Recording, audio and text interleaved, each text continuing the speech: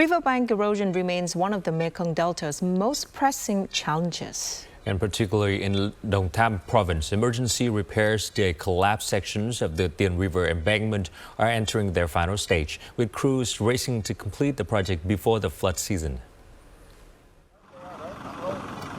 Changing river flows continue to threaten roads and riverside communities across the province. In response, Đồng Tháp Province launched a $9.5 million emergency restoration project along the Tiền River, with construction now accelerating ahead of rising water levels.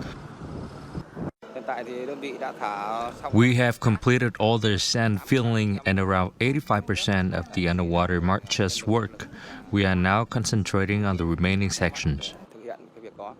Every stage of construction depends on river conditions, making both timing and quality control critical as work intensifies. We are working to finish before the flood season begins. Even if the water rises earlier than expected, we have sufficient equipment to continue construction. By carrying out work simultaneously across multiple sections and deploying equipment efficiently, the project is expected to be substantially completed by July 30th, around 5 months ahead of schedule, allowing the embankment to protect nearby communities before peak flooding.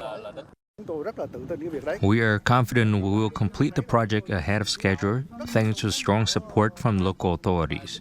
We are also strictly following the approved design and construction plan. While river channels will continue to shift and erosion risks remain, completing the embankment before the flood season will provide an important layer of protection for roads, nearby communities and riverside livelihoods.